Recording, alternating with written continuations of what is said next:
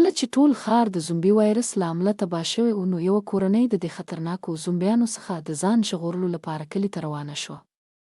خو هغوی نه پوهېدل چې هلته هم د دوی لپاره یو نوی خطر منتظر دی. د کیسې پیل د یوې کورنۍ په ښودلو سره کیږي. په دې کورنۍ کې فرانس او د هغه مېرمن ایروس پکې شامل دي، او د هغوی سره د هغوی 2 زامن هم دي، مشر زوی جوشوا او کشر زوی لوکاس. دوی ټول په یوه موټر کې ناست دي او د کلي خواته روان دي. د هغوی په موټر د وینې داغونه لګېدلي دي، ځکه چې د ټول هېواد په کچه د زومبي وایرس خپور شوی او زیاتره خلک زومبیان شوي دي. د ښار حالت ډیر خراب شوی و، له همدې امله فرانس چې حسب خپل کورنۍ وژغورله. خو کله چې دوی د نازي فرانس د شاوخوا خپرو شویو شیانو لیدو سره حیران پاتې کیږي. فرانس د خپلو مور او پلار غږ کولو ته شروع کوي، او بیا د خپل پلار خونې ته ورځي. هلته ویني چې د هغه پلار په چپرکه پروت مړ دی. د هغه په لاس کې یوه ټوپکه موجوده ده. دا هر څه لیدلو سره فرانس پوهیږي چې د هغه پلار د زومبي وایرس له امله اخته شوی و او د زومبي کېدو نه مخکې خپل ځان وژلی دی. فرانس د خپل پلار ټوپک اخلي او د هغه له لاسه ساعت هم وباسي. کله چې هغه له خونې څخه وځي، نو مړي ته د چا غږ ورسیږي. دی ګوري چې د هغه مور له دیوال سره خپل سر وهي او یوازې وبخښنه غواړم وایي. د هغې وجود نیم له منځه تللی، خو بیا هم ژوندی وه. ناڅاپه د فرانس پر لور حمله کوي. کله چې نږدې وه چې فرانس وچیچي، فرانس سمدلاسه پرې ډزې کوي او وژني. وروسته فرانس د خپلو مور او پلار مړي ښوي او پوهیږي چې اوس وایرس کلي ته هم رسېدلی دی. دی ځان ته وایي چې نور باید ډېر هوښیار واوسي. وروسته د فرانس مشر زوی جوشوا د ته راځي او وایي چې باید د سټور روم ته لاړ شي، ښایي هلته له کومو مهمو شیانو څه ترلاسه کړي. فرانس او جوشوا سټور روم ته ځي او ګوري چې د فارم هاوس ساتونکي ځان ته دار ځړولی او ځان وژلی دی. دواړه د څه وخت لپاره چوپ ولاړ وي. بیا فرانس جوشوا ته وایي چې د ساتونکي له کمر نه د کیلیو ګېډۍ راوباسي. جوشوا له ویرې سره مخ ته ځي، او کله چې کیلي سخت کش کوي، د ساتونکي مړی پرې رالویږي. جوشوا سخت ویریږي او منډه وهي بهر تښتي. کله چې جوشوا ځان بیرته رغوي، ایریس د فرانس مېرمنه هغه په دا حالت کې ویني او فرانس نه پوښتنه کوي چې جوشوا ته څه شوي دي.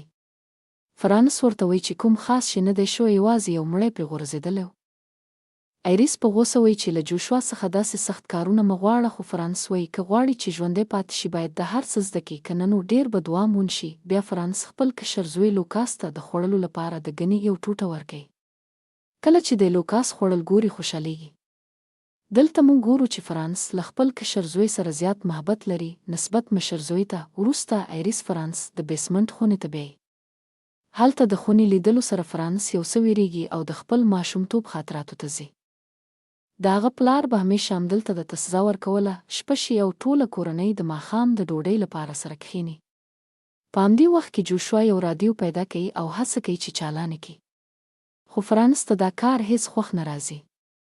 د جوشوا ته وایي چې اول خواړه وخوره، بیا دا کارونه وکړه. جوشوا ورته وایي چې د هغه ګرل فرینډ الیس پیغام ورکړی چې دوی له خپلې کورنۍ سره د شمال غرو ته روان دي. هلته حکومت یو کمپ جوړ کړی دی.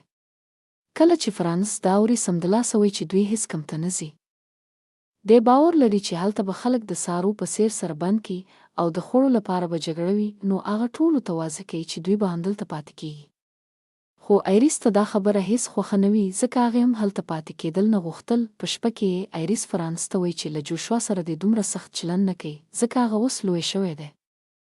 فرانس د شپې یو ویرونکی خوب ویني چې پلار یې په ډېره ډارونکې بڼه ورته ښکاري. له ویرې څخه ویښ شي او ایریس ته کلک نیسي. سبا دوی د دې خوب او خپلو اندېښنو په اړه خبرې کوي. ایریس څرګندوي چې دلته پاتې کېدل نه غواړي.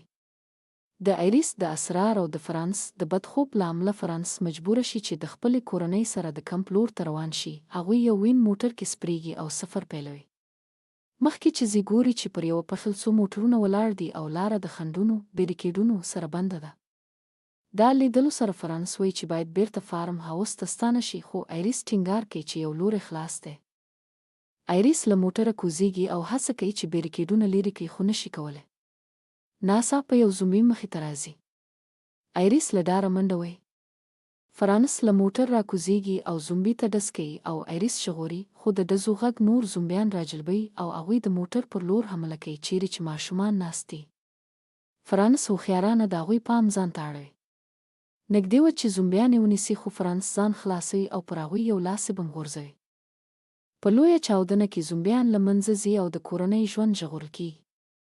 خو د دې ترڅنګ د دوی موټر هم خرابېږي او سټارټ نشي. له دې امله بله چاره نه لري، یوازې پلي د فارم هاوس لور ته روانېږي. کله چې بیرته کور ته راورسېږي، فرانس ایریس ته واضحه کوي چې له دې وروسته به هر څه د ده په خوښه کېږي. بله ورځ سهار فرانس یوازې د موټر راوستلو لپاره بیرته د پله خواته ځي. کله چې د موټر دننه کښېني او غواړي چې موټر چالان